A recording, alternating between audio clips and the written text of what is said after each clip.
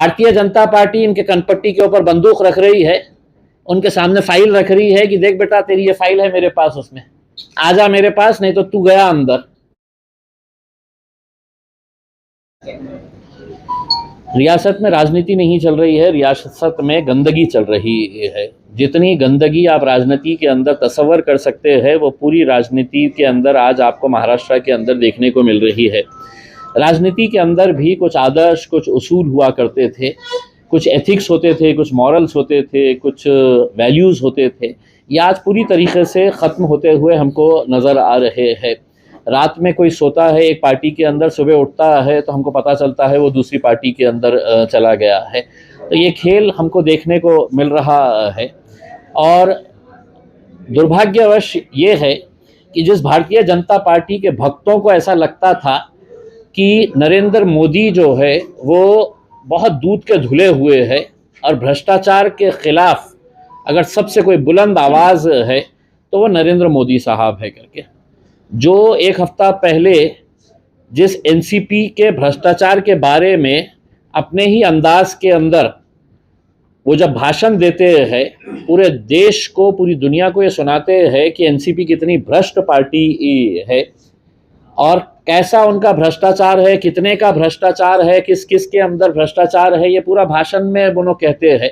और एक हफ्ते के बाद वही भ्रष्टाचारी पार्टी को है तो अपने पास शामिल कर लेते हैं। तो हम नरेंद्र मोदी साहब से पूछना चाहेंगे, और हम पहले से ही कहते आ रहे हैं कि देश के अंदर अगर सबसे ज़्यादा घटिया और भ्रष्ट पार्टी कोई अगर होगी तो वो भारतीय जनता पार्टी है। आज आप देखेंगे कि पूरी राष्ट्रवादी कांग्रेस पूरे के पूरे जाके है तो उनके साथ मिल बैठे हैं। अभी जब निकल के आ रहे थे तो नीलम गोरे, जो जिंदगी में कभी है तो चुनकर नहीं आई है, जिंदगी में कभी चुनकर नहीं आई है, लेकिन हर वक्त विधान परिषद के अंदर जाके बैठी है। वो भी अपनी पार्टी को छोड़ के कोई दूसरा मफलर पहन के अभी बैठी हुई थी और बता रही थी कि मुझे देश का विकास कैसा करना है करके। देश के विकास से कितनी प्रभावित हुई है। कोई प्रभावित नहीं हुई है। भारतीय जनता पार्टी इनके कनपट्टी के ऊपर बंदूक रख रही है, उनके सामने फाइल रख रही है कि देख बेटा तेरी ये फाइल है मेरे पास, उसमें आजा मेरे पास, नहीं तो तू गया अंदर। फिर कभी ईडी को छू कर डाल रहे, कभी सीबीआई को छू कर डाल रहे, कभी आईटी को छू कर डाल रहे हैं और किसी को डरा रहे हैं। इससे पहले का जो नाटक चला था वो पैसों के ताकत के ऊपर चला था, कैसा कैसा पैसे का खेल हुआ था, ये सब ने देखा है इसमें।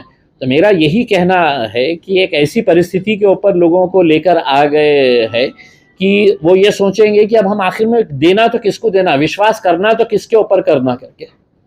अजीत पवार अपने काका को, जिसके नाम के तो माला जपा करते थे, वो बोल रहा है कि 82 साल के हो गए, घर में बैठ जाओ जाके। तो राजनीति का ये स्तर हो चुका है। लोगों को अब समझना चाहिए कि सच्चाई क्या है, किसके साथ जाना चाहिए, किसके साथ नहीं जाना चाहिए करके। अब मैं समझता हूँ कि ये जो चुनाव आने वाले रहेंगे, जब भी कभी आएंगे उसके अंदर, तो महाराष्ट्र की जनता ने बहुत ही सोच समझकर अपने गुस्से का इजहार करना चाहिए उसमें। यूनिफॉर्म